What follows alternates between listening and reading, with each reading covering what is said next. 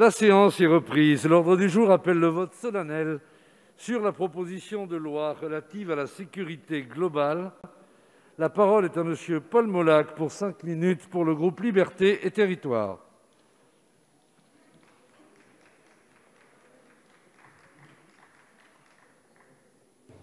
Monsieur le Président. Salut Paul.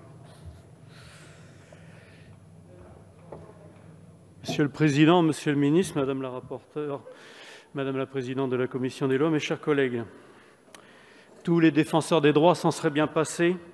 L'évacuation violente par les forces de l'ordre d'un camp de migrants sur la place de la République à Paris hier vient plus que jamais mettre les projecteurs sur ce projet de loi. Cet événement vient aussi rappeler que les interventions policières, a fortiori contre des migrants démunis, ne peuvent s'envisager que dans un cadre extrêmement délimité. Or, le cadre que vous proposez quant à la restriction au droit de diffusion des images de policiers, ainsi qu'à d'autres articles de ce texte, n'est pas suffisamment circonscrit, loin s'en faut. Heureusement que des journalistes et des citoyens étaient présents hier pour filmer et diffuser ces débordements.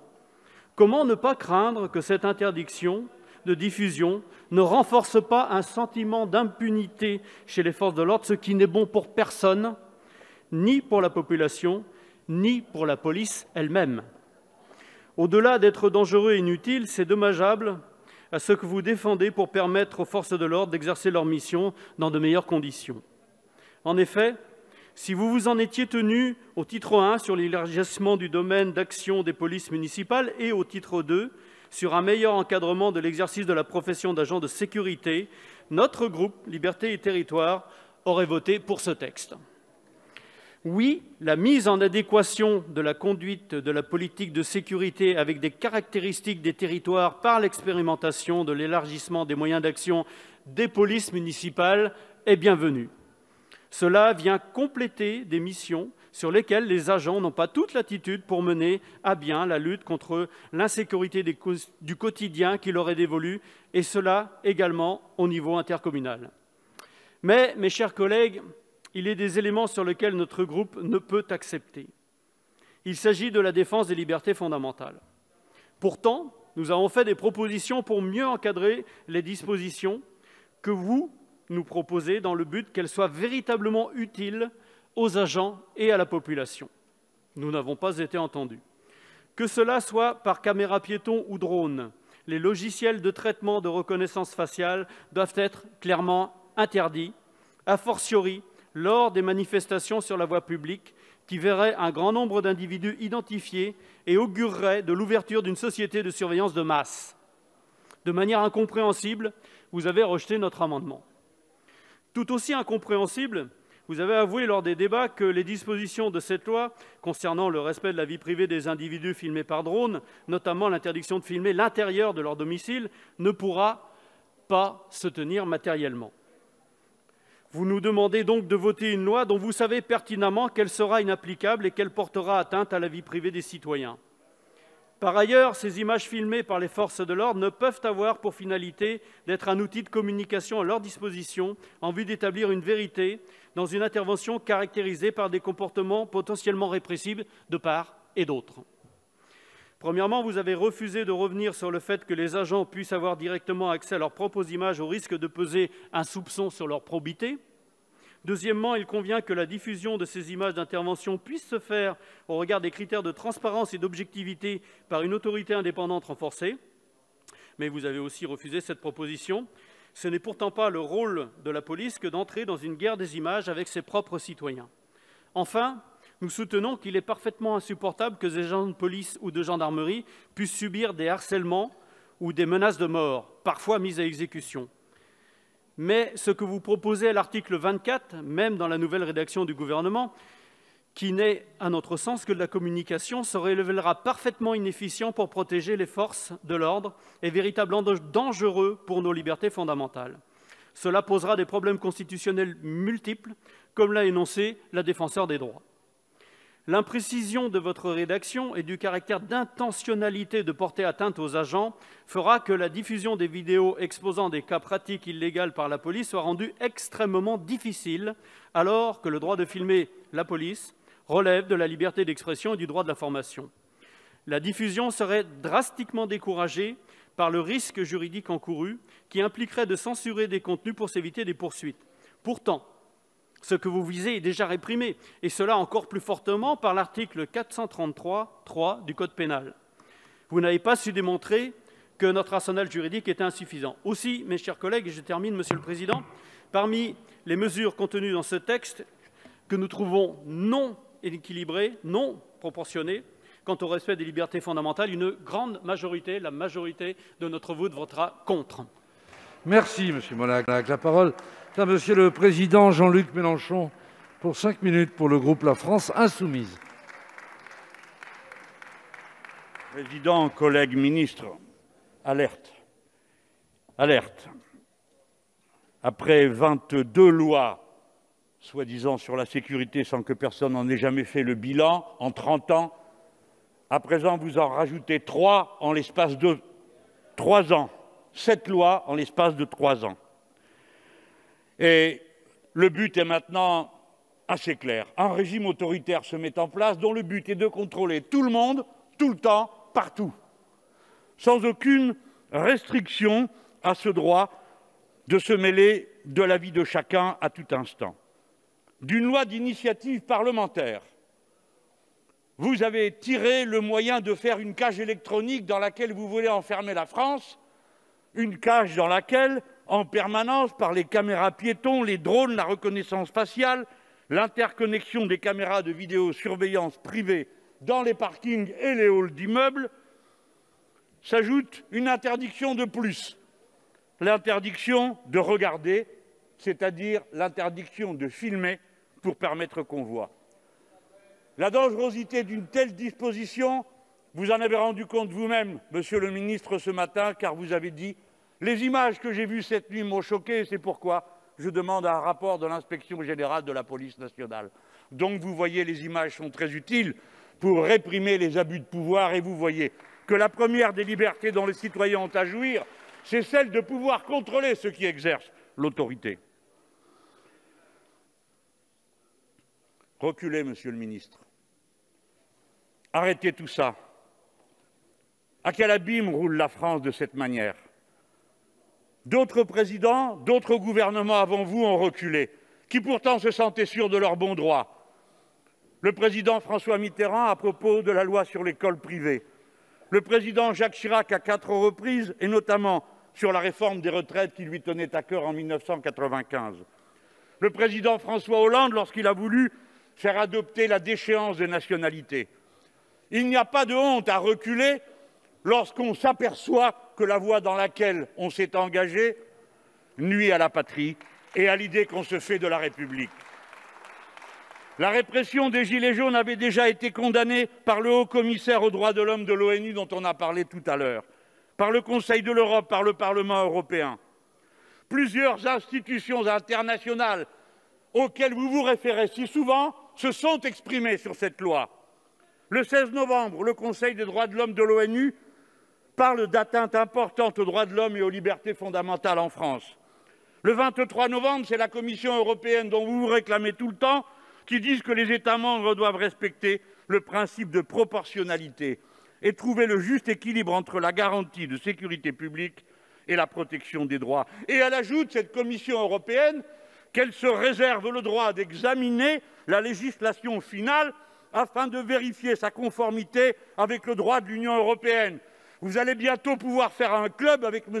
Orbán, avec le président de la Hongrie et avec celui de la Pologne, montrés du doigt par toute l'Europe démocratique comme étant des apprentis tyrans qui dirigent des régimes autoritaires. J'ajoute enfin que ce samedi et au fil des navettes qui vont faire le passage de cette loi du Sénat à l'Assemblée et vice-versa, renoncer à la violence, renoncer au système du nassage qui donne lieu à chaque fois à des débordements incroyables de violence dans le pays et dans les rues. Reprenez le tour tranquille des gardiens de la paix. Il est temps qu'il y ait une reprise en main de la police républicaine, parce que comme vous ne tenez pas, vous ne tenez plus que par elle, et elle vous tient. Elle vous tient. C'est elle qui vous dictent ce qu'il faudrait faire. Et de qui parle-t-on? De deux syndicats de factieux qui n'hésitent pas une seule fois à insulter les parlementaires, à menacer, à siéger les sièges, et même les sièges de télévision. Le moment venu, après ces manifestations, si le peuple français le veut, nous appliquerons une stratégie de désescalade entre la police et les citoyens. Nous interdirons les grenades et les LBD dans les manifestations. Nous supprimerons l'inspection générale de la police nationale, qui est spécialisée dans l'art de regarder ailleurs, pour la remplacer, comme en Grande-Bretagne, par une institution indépendante pour la déontologie de la police, comme c'est le cas au Royaume-Uni. Nous abrogerons cette loi, nous retirerons du droit commun les lois d'exception que vous y avez mises.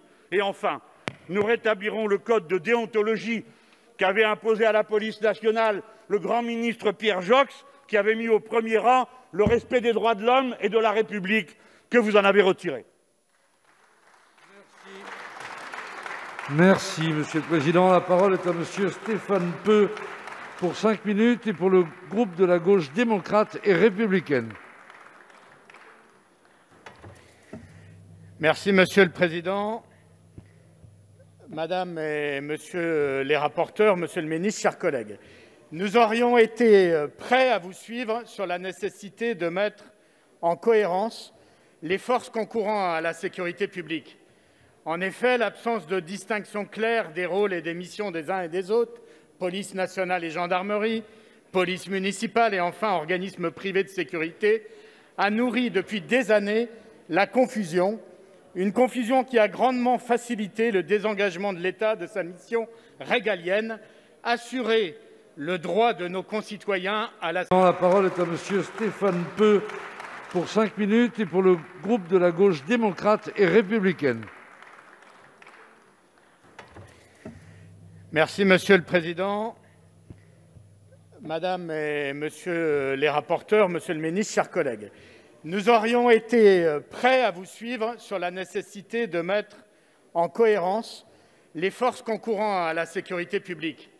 En effet, l'absence de distinction claire des rôles et des missions des uns et des autres, police nationale et gendarmerie, police municipale et enfin organismes privés de sécurité, a nourri depuis des années la confusion, une confusion qui a grandement facilité le désengagement de l'État de sa mission régalienne, assurer le droit de nos concitoyens à la sécurité. Vous le savez, les députés communistes sont souvent élus de villes ou de quartiers populaires qui sont confrontés à de graves difficultés de vie. Et nous nous battons pour que les populations de ces territoires aient accès autant que les autres à la sécurité. La sécurité sociale, bien sûr, celle d'un toit, de droits et des services publics trop souvent négligés, mais aussi le droit de vivre en sécurité tout simplement, quelle que soit son adresse, sans crainte de voir sa famille ou ses proches ni insultés, ni molestés, ni privés du peu dont ils disposent. Nous étions prêts à traiter sérieusement de cette question, mais vous avez préféré faire du marketing autour des drones et des caméras. Au terme de nos débats, loin de répondre à la promesse de clarifier et distinguer le rôle des différentes forces de sécurité, cette proposition de loi les superpose et désorganise un peu plus le service public. Le risque est grand de voir s'accélérer le transfert de responsabilités vers les polices municipales, mais aussi vers les officines privées que votre loi ne régule pas du tout. L'État sera toujours moins le garant de la sécurité sur le territoire de la République, une et indivisible. Le résultat, nous le connaissons d'avance, avec d'un côté une sécurité de riches pour les riches et de l'autre une sécurité de pauvres pour les pauvres. Sur ce sujet, comme sur tant d'autres, vous aviez promis une République en marche et vous ne produisez qu'une République en miettes, vous fracturez le pays. Et comme votre seule matrice est le libéralisme économique, tout le reste est pour vous accessoire, même les libertés les plus fondamentales. Et à l'image de l'article 24, qui n'est d'aucune utilité pour protéger les policiers de ce qu'ils peuvent subir et qui est une question très sérieuse en soi, ce même article sera par contre très efficace pour brider un peu plus la liberté d'expression et la liberté de la presse. Chers collègues, ce que nous savons des graves événements qui se sont déroulés cette nuit, place de la République, Nous le devons aux caméras des journalistes et des citoyens présents sur place et qui n'ont, fort heureusement, pas été intimidés par vos intentions législatives. Leurs témoignages sont précieux. Ils portent un éclairage accablant sur les décisions d'un préfet de police qui, décidément, une fois de plus, semble avoir fait le choix de placer ses pas dans ceux de son plus sinistre prédécesseur. Mesdames et messieurs de la majorité et du gouvernement, combien de temps pensez-vous pouvoir continuer de tenir ainsi le pays à distance en l'observant de loin par drone interposé? C'est une voie dangereuse sur laquelle vous engagez le pays. La sécurité de nos concitoyens mérite moins de manœuvres et plus d'actes républicains. Oui, nous avons besoin d'une grande loi d'orientation pour remettre la police sur ses deux jambes, celle de la répression et celle de la prévention, l'efficacité de la première dépendant de l'efficience de la seconde. Oui, nous avons besoin d'une police basée sur l'humain et plus sur l'humain et moins sur les algorithmes et la technologie. Et nous avons surtout besoin de rétablir l'indispensable lien de confiance qui s'est abîmé entre le peuple et les forces de l'ordre. Nous avons besoin d'un État qui protège, avec une police du peuple pour le peuple, et non une police d'État au service des seuls intérêts du pouvoir en place. Cette pente est fatale. C'est pourquoi nous voterons contre cette proposition de loi et pensons nécessaire d'interroger sa constitutionnalité par le moyen d'un recours si elle devait être adoptée. Merci, cher collègue. La parole est à Monsieur Thomas Rudigoz pour 5 minutes pour le groupe La République En Marche.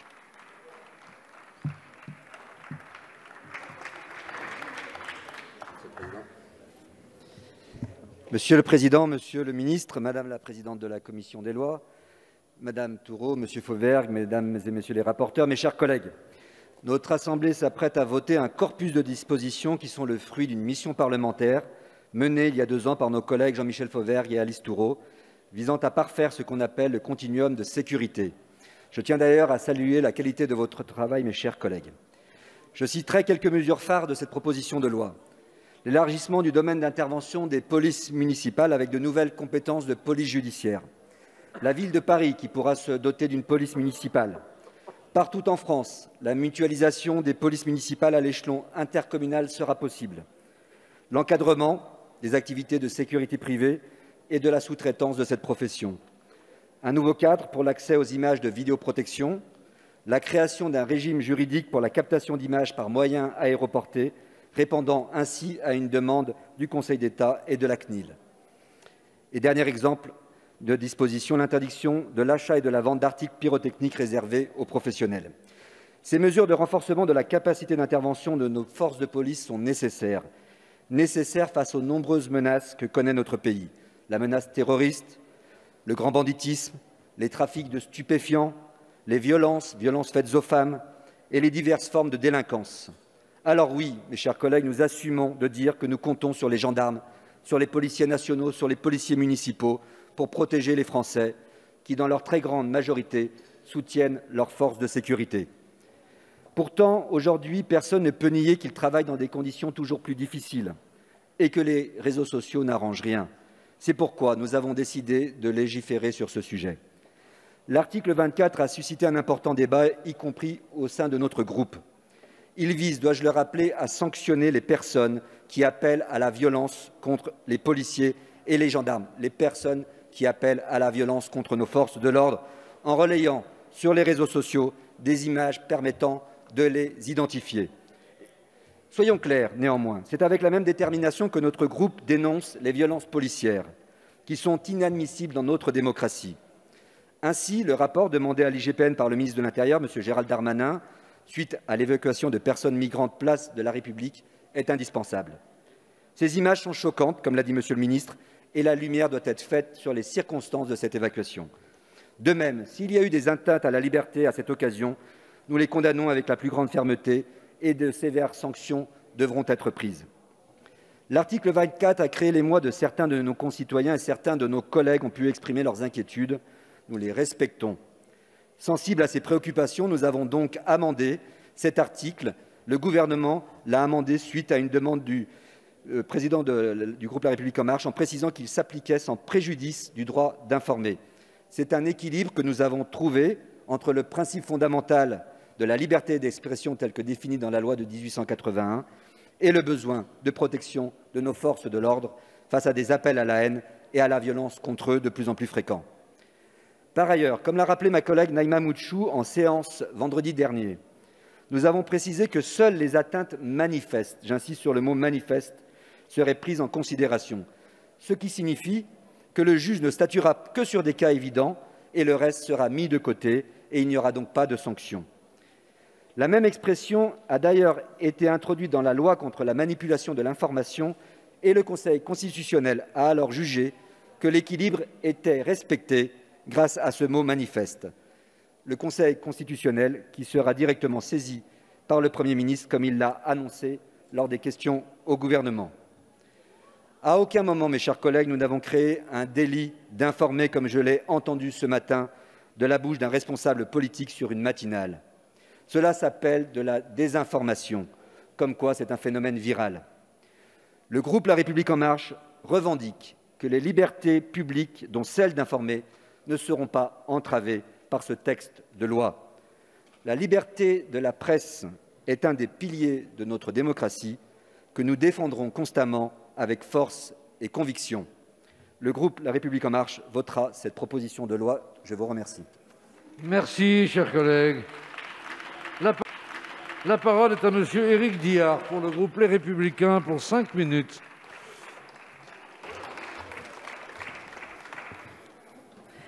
Merci, Monsieur le Président, Monsieur le Ministre, Madame, Monsieur les rapporteurs, chers collègues. La question de la sécurité est particulièrement préoccupante dans notre pays, plus encore et depuis les attentats que nous avons subis le mois dernier. Cette proposition a donc pu être redéposée et retravaillée avec le ministère de l'Intérieur afin de s'adapter aux nouveaux enjeux et combler les failles qui nous ont été révélées par l'actualité. Son examen en commission des lois a permis de poursuivre l'élaboration de ce texte.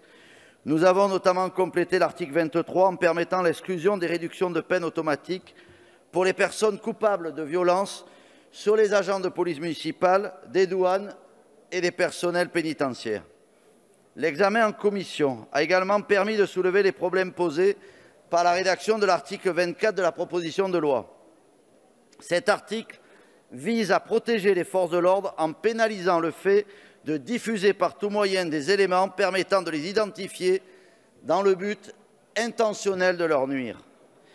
Cet article, on l'a vu, a été entièrement réécrit en séance afin de prévenir les risques d'inconstitutionnalité, mais cette réécriture ne permettra probablement pas d'empêcher la censure du texte en l'état par le Conseil constitutionnel. Nous pensons à ce titre que le Premier ministre a eu raison d'annoncer la future saisine du Conseil afin de dissiper tous les doutes au sujet de cette proposition de loi. Nous pensons également que l'erreur principale de cet article est qu'il s'intègre dans la loi de 1881 relative à la liberté de la presse et non dans le code pénal, comme cela devait être le cas. L'objectif de cet article n'est pas de museler la presse, mais bien d'empêcher la diffusion d'éléments permettant d'identifier des policiers dans le but intentionnel de leur nuire. Pour autant, il est essentiel que l'on puisse filmer les forces de l'ordre.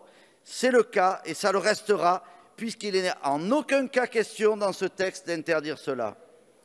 Je m'interroge également sur la constitutionnalité de l'article 22, relatif aux caméras embarquées sur les drones, qui n'apporte pas assez de garanties en matière de respect de la droit privé, notamment en ce qui concerne les images aériennes des propriétés privées. Nous tenons cependant à souligner les avancées que permettent les articles 23 et 30 de cette proposition de loi. L'article 23, nous l'avions dit, met l'accent sur le respect de l'autorité en empêchant les personnes coupables de violences sur les forces de l'ordre et sur les pompiers de bénéficier de remises de peine automatiques. L'article 30, quant à lui, permet un meilleur contrôle de la vente de dispositifs pyrotechniques en assurant le traçage de la vente des engins de catégorie F2 et F3. Il prévoit également la sanction des vendeurs et des acheteurs si ces dispositifs sont vendus à des personnes qui n'ont pas l'autorisation ou les connaissances techniques leur permettant de manipuler ces dispositifs pyrotechniques. L'objectif de cet article est clairement de prévenir l'usage détourné des engins pyrotechniques et des mortiers, comme on le voit de plus en plus souvent dans certains quartiers. Mes chers collègues, contrairement à d'autres, le groupe Les Républicains s'est inscrit dans une démarche d'opposition responsable et constructive. Et cela du début jusqu'à la fin de l'examen de ce texte. Nous avons soulevé les points qui nous semblaient incorrects, tout en étant force de proposition, car notre objectif est que le texte qui sera adopté soit le plus efficace possible en matière de protection des Français. C'est ainsi que nous avons porté l'interdiction d'exercer une profession relative à la sécurité privée pour une durée de 7 ans si des manquements graves étaient constatés. Nous avons pu également effectuer et faire adopter le criblage par le Service national des enquêtes administratives de sécurité des personnes qui souhaitent travailler au sein des fonctions sensibles des gestionnaires d'infrastructures des transports publics, ce qui est une avancée majeure en matière de lutte contre la radicalisation au sein des services publics. Mes chers collègues, cette proposition de loi manque certes d'ambition, mais elle va dans le bon sens. Surtout, elle ne s'attaque pas à la réponse pénale de la justice. Il est impératif de travailler sur ce problème très rapidement, car même avec une bonne loi, si la réponse pénale n'est pas à la hauteur, cette loi sera inapplicable et restera lettre morte. Certains points restent encore améliorés et il appartient désormais au Sénat et à la commission mixte paritaire de travailler dessus. En attendant ces dernières améliorations et compte tenu des avancées apportées au cours des débats, les députés, les Républicains, voteront en faveur de cette proposition de loi. Merci, chers collègues. La parole est à Monsieur le Président Patrick Mignola pour le mouvement démocrate et démocrates apparentés.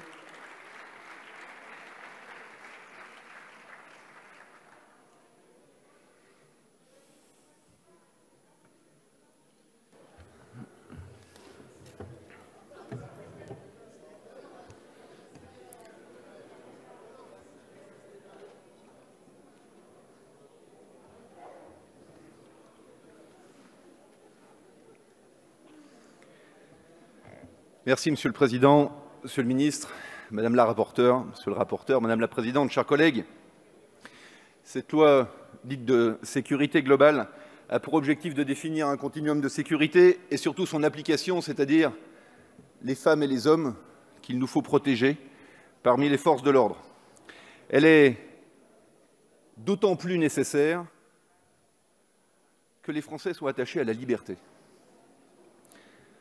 Et ils sont d'abord attachés à leur liberté, et c'est bien en protégeant les forces de l'ordre, qui sont ceux qui protègent nos libertés, que nous la servons. Mais ils sont non seulement attachés à la liberté en général, mais ils sont aussi attachés aux libertés publiques. Et s'agissant d'un texte comme celui-là, avec le très gros travail que pendant 2 ans vous avez réalisé, Madame et Monsieur le rapporteur, nous devons nous interroger pour que chaque changement en matière régalienne s'accompagne d'encadrement, pour veiller à ce que la protection des forces de l'ordre n'entraîne pas restriction dans la liberté publique. Et c'est tout ce travail que vous avez fait et que nous avons fait ensemble, et encore dans cet hémicycle la semaine dernière, qui nous a permis d'avancer point par point sur tous les sujets qui permettent une meilleure protection des Français, tout en garantissant que le cadre démocratique, républicain qui est le nôtre, perdure. Nous avons avancé, et je veux le saluer, pour que ne soit pas organisée une législation par ordonnance sur les modifications en matière de vidéoprotection. Nous avons avancé sur la question de la sous-traitance à des agences de sécurité privées, car s'agissant de pouvoirs régaliens, il était nécessaire que la dite sous-traitance puisse être encadrée. Je salue le fait que Monsieur le Ministre ait accepté de le faire s'agissant des casiers judiciaires pour qu'on ait des B2 vierges lorsqu'on a des agents de sécurité qui interviennent au nom et pour le compte de l'État. Et je salue le travail qui a été réalisé dans l'hémicycle pour que la représentation nationale limite la dite sous-traitance à 50%. Nous avons travaillé aussi sur le port d'armes en dehors des heures de service pour que celui-ci soit encadré, puisque dès lors qu'on pose une loi, elle est supérieure aux circulaires qui organisent les publics concernés et les conditions dans lesquelles le port d'armes peut être assumé. Je veux saluer aussi le travail qui a été fait sur les caméras embarquées pour leur définir un régime juridique, et ça a été le travail d'Élodie Jacquier-Laforge, la définition de l'utilisation des rodéos, des drones dans les rodéos, et c'était le travail d'Isabelle Florennes. Nous avons donc progressé pour mieux protéger, tout en protégeant les libertés. Reste l'article 24. Et Erwan Balanant a bien défini ce qui nous gênait dans ce lien entre intentionnalité et faute, qui, sur le plan juridique, nous interrogeait les uns et les autres. Et je veux saluer de ce point de vue-là l'excellent travail que l'expérience et l'expertise de Laurence Vichnievsky a pu apporter à la représentation nationale. Avec les modifications qu'à la demande du président Castaner, le Premier ministre a bien voulu apporter à cet article 24. Aujourd'hui, nous ne nous trompons plus de cible. La cible, ce ne sont pas les journalistes, ce n'est pas la liberté de la presse, ce sont les harceleurs, ce sont les hargneux, ce sont les ACAB, ce sont ceux qui vont livrer votre visage, votre adresse, le nom de vos enfants, leur école, pour qu'ensuite ils soient livrés à la vindicte populaire et que s'organise un traquage. C'est eux la cible. Et désormais, nous avons cette garantie. Car aussi vrai que l'intention ne peut pas caractériser la faute, la profession ne donne pas autorisation de harcèlement. Et c'est ça que doit prévoir cette loi, c'est que cette profession soit protégée et que nulle part sur le territoire, nos forces de l'ordre puissent, simplement parce qu'ils sont des forces de l'ordre, être attaqués, harcelés et mis en cause dans leur quotidien et celui de leur famille. Car la question que nous devons nous poser, dans cet objectif de tout changement en matière régalienne doit entraîner encadrement en matière de protection des libertés publiques. C'est hier soir, dans les actes intolérables qui ont été commis, place de la République. Est-ce que si nous votons cette loi, les journalistes pourront continuer à filmer? Oui. Est-ce qu'ils seront obligés de demander des accréditations pour aller filmer? Non. Est-ce que le ministre pourra les sanctionner si les enquêtes internes qui sont aujourd'hui conduites, voire externes, si elles sont demandées, démontrent que des actes délictueux ont été commis? C'est le cas. Dans ces conditions, parce qu'au fond, tout ça c'est des discussions entre nous, c'est des moyens qui sont organisés. Alors, parce que ces garanties ont été apportées, et parce qu'au fond, les démocrates sont des républicains, largement, ils voteront cette loi. Merci, Monsieur le Président. Je fais annoncer le scrutin. La parole est à Monsieur Hervé Solignac pour le groupe socialiste et apparenté pour 5 minutes.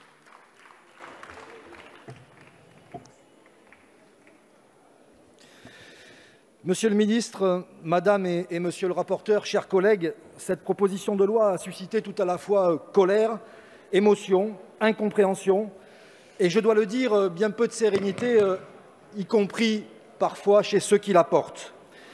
Tout au long des débats, le groupe socialiste et apparenté a tenté en vain de vous ramener à la raison, y compris en vous demandant de retirer ce texte à la suite des événements graves survenus hier soir à Paris. Nous avons inlassablement défendu des libertés publiques malmenées. Nous l'avons fait cependant sans jamais nous départir de la nécessaire protection due à nos forces de l'ordre. Enfin, nous avons rappelé combien il ne suffisait pas de protéger ceux qui nous protègent, tant il est vrai que tous les Français aspirent à être protégés, et vous avez, à l'évidence, pensé la sécurité de certains aux dépens de celle des autres, dès lors que c'est bien la liberté qui est la première sécurité et non l'inverse. Malheureusement, Monsieur le ministre, vous vous êtes retrouvé prisonnier des promesses que vous avez faites. Le 2 novembre, vous déclariez avoir fait la promesse de ne plus pouvoir diffuser des images de policiers et de gendarmes sur les réseaux sociaux. Bilan des courses, vous ne tenez pas vos promesses à l'endroit des forces de l'ordre. Votre texte est inopérant dans son article 24 et va produire du contentieux à l'infini. Comment pouvait-il en être autrement? Vous avez vu, Monsieur le ministre, dans cette PPL, l'occasion de vous tailler le costume du patron dont on a toujours besoin quand on s'installe place Beauvau. Et au final, la marque que vous avez imprimée, est un coup de tampon indélébile sur le visage d'une République qui a besoin qu'on la soigne et non qu'on la maltraite. Légiférer utilement suppose que l'on regarde en face la réalité sociale de notre pays. Les Français ont peur, peur d'un virus, peur du terrorisme, peur du réchauffement climatique, peur de perdre leur emploi, peur pour l'avenir de leurs enfants, peur du confinement, j'en passe et des meilleurs. Face à la peur, nous pensons qu'il faut apaiser, créer de la confiance, tracer des perspectives positives. Nous vous avons invité à ne pas rajouter de la défiance à la défiance. Vous êtes restés sourds à nos appels. Sourds, car la peur est un état bienvenu pour qui veut l'instrumentaliser aux fins d'asseoir son autorité. C'est dans une France sous tension que l'on peut brandir des périls pour justifier le renoncement à tel ou tel bout de liberté. Ainsi, les drones vont pouvoir voler à peu près partout. Les armes seront plus nombreuses dans l'espace public, les polices municipales renforcées, les sociétés privées de sécurité mobilisables et les images des forces de l'ordre exploitables avec une facilité déconcertante. Mais que s'est-il passé dans ce pays pour que l'on en vienne à connaître une telle dérive autoritaire? Faut-il que non seulement le peuple ait peur, mais le gouvernement aussi, pour mettre à ce point nos libertés fondamentales en question? À cet égard, les tergiversations sur l'article 24 en disent long. Vous posez un sujet que nul ne conteste, l'incitation à la haine qui vise parfois nos forces de l'ordre et qu'il faut réprimer sans indulgence. Le code pénal est là pour ça. Vous apportez une réponse déliée du sujet, en créant un délit de presse et en punissant tous les Français dont vous malmenez les libertés. L'intention manifeste de porter atteinte reste une intention, un projet, un dessein. Vous allez au-devant de graves contentieux. Vous générez surtout une immense confusion, tant du côté des forces de l'ordre que du côté de nos compatriotes. Vous placez gendarmes et policiers dans une situation inextricable, dès lors qu'ils devront apprécier, notamment sur des directs, l'intention de leur porter atteinte ou pas. Ces mêmes policiers et gendarmes sont, pour beaucoup, exténués moralement et physiquement. Vous devez entendre leur lassitude et ne pas bricoler des amendements de dernière minute qui vont compliquer plus encore le quotidien de ceux que vous prétendez protéger. Le déséquilibre de ce texte, c'est penser presque exclusivement l'image comme un moyen de contrôle et non pas comme un outil de transparence au service de la vérité et de la démocratie. Vous préférez les images qui observent les citoyens à celles qui regardent le monde. Cette proposition de loi serait bien peu de choses si elle ne s'inscrivait pas dans la lignée de textes nombreux qui tous rognent sur des libertés anciennes qui font notre République. Monsieur le ministre, depuis 2015, se sont écoulés un peu plus de 1800 jours. La moitié de ces 1800 jours ont été vécus sous état d'urgence. Nous vous disons avec force combien nous refusons la banalisation de cette situation que vous contribuez à installer. Les libertés ne menacent pas la lutte contre la pandémie. Elles ne menacent pas non plus la lutte contre le terrorisme. Les images ne sont pas des armes pointées sur la sécurité publique, elles sont ce que l'on en fait. Nous ne sommes pas tous élus pour légiférer en permanence sur des renoncements, des interdits, des modalités de surveillance et des sanctions. Quand va-t-on se mettre enfin à fabriquer du droit émancipateur, des libertés nouvelles, des progrès pour tous? Ce texte en est si loin, vous nagez dans un contre-courant dangereux. C'est unanimement que nous voterons contre ce texte. Merci, chers collègues. Mes chers collègues, je vous demanderai d'écouter en silence les orateurs. Si vous voulez poursuivre des conversations, n'hésitez pas à sortir, d'autant que la demi-jauge que nous nous sommes fixée permet à un grand nombre d'entre vous d'aller poursuivre leurs conversations à l'extérieur de l'hémicycle. La parole est à Monsieur Dimitri Houbron pour le groupe Agir Ensemble.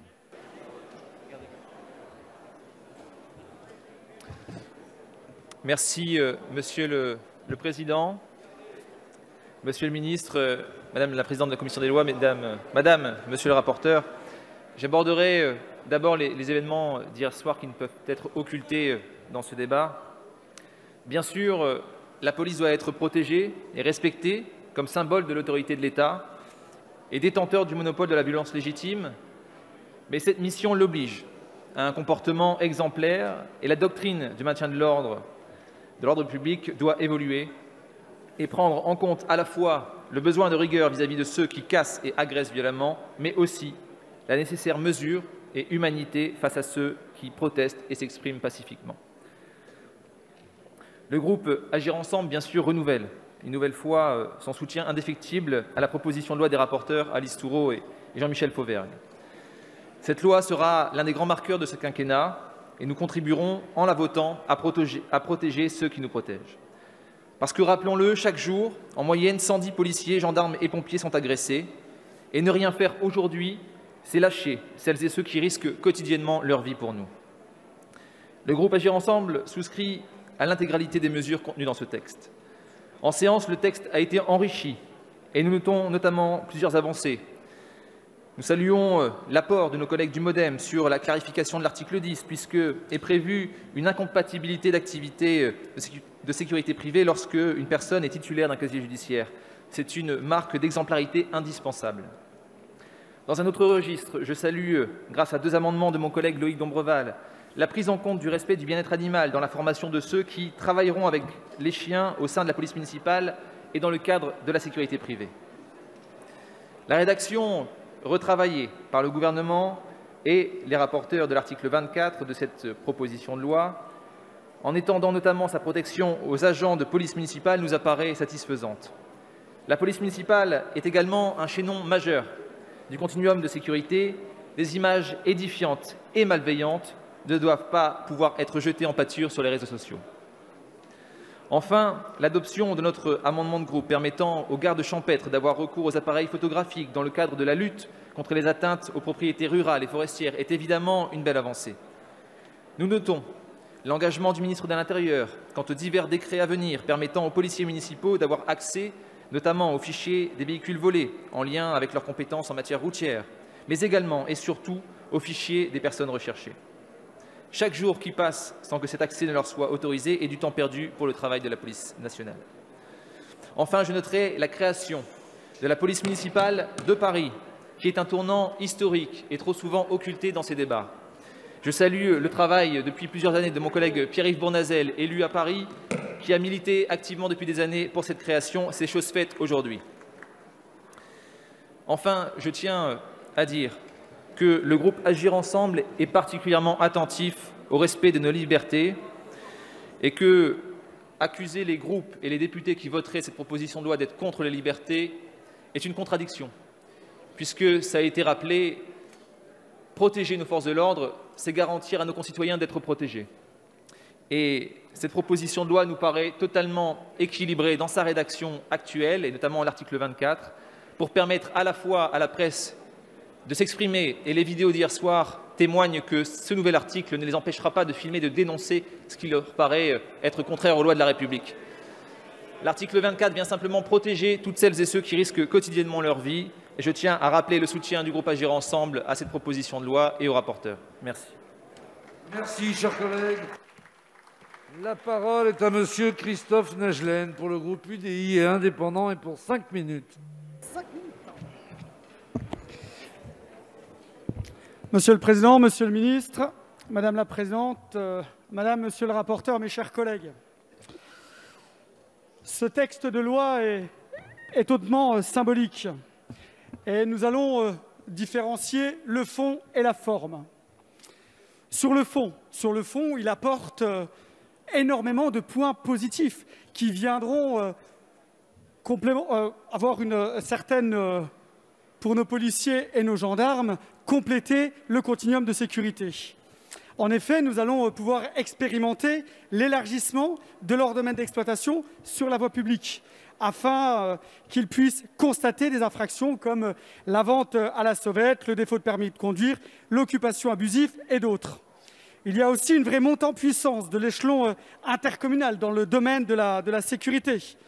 Un amendement pour encourager la mutualisation des services de police municipale à travers des SIVU.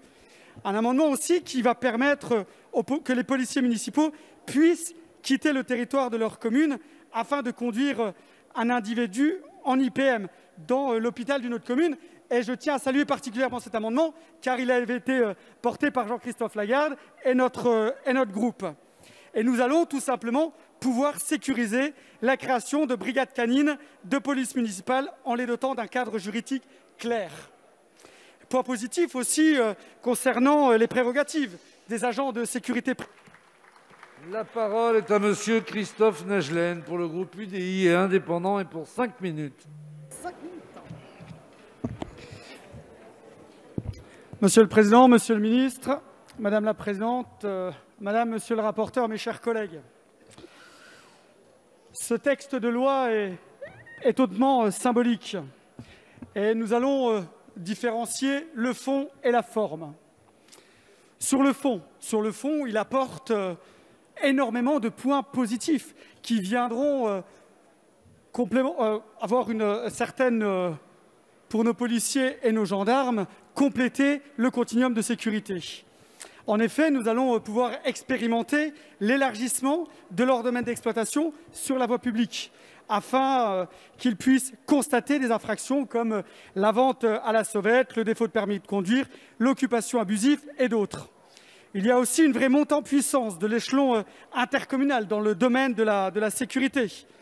Un amendement pour encourager la mutualisation des services de police municipale à travers des SIVU.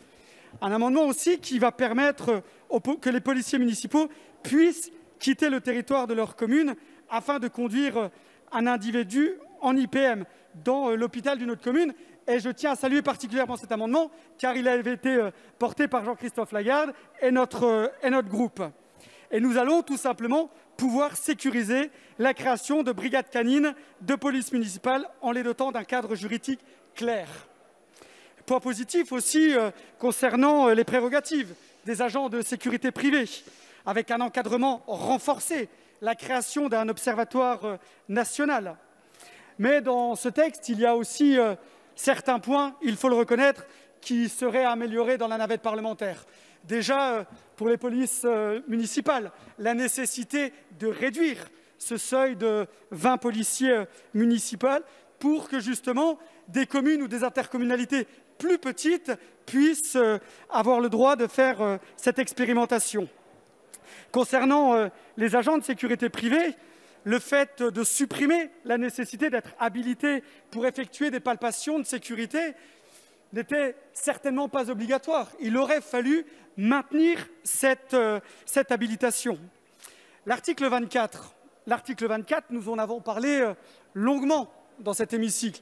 Et il ne faut pas faire d'amalgame avec ce qui s'est passé hier soir. On a trop entendu des personnes qui en ont fait un amalgame.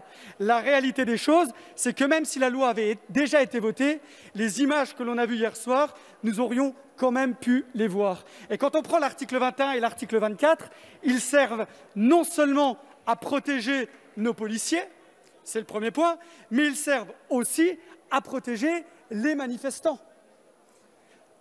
Car lorsque nous aurons accès à ces vidéos, on pourra voir les policiers, les gendarmes qui ne font pas leur travail de manière correcte. Et c'est une infime minorité.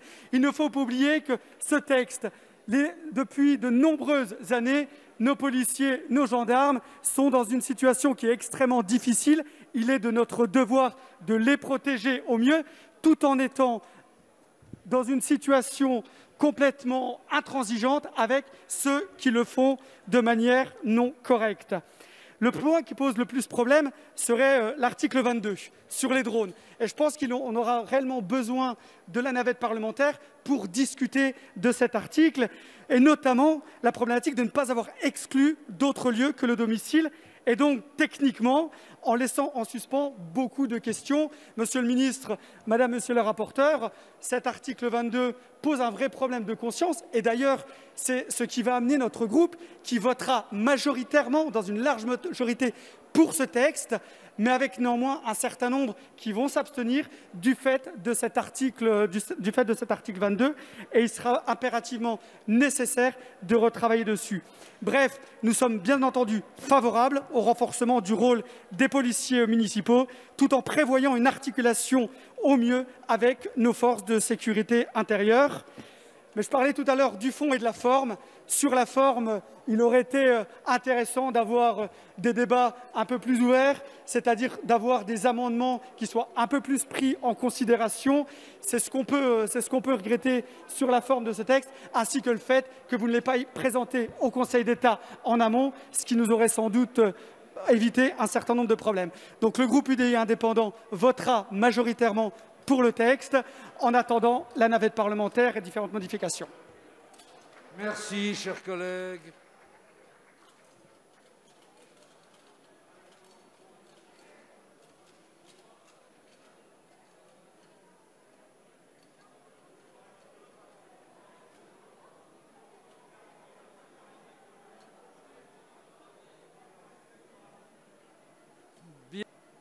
Bien.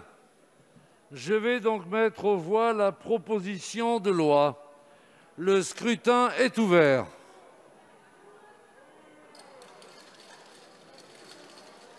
Le scrutin est clos. Voici le résultat du scrutin. Votant 558, exprimé 492, majorité 247, pour 388, contre 104. La séance est suspendue.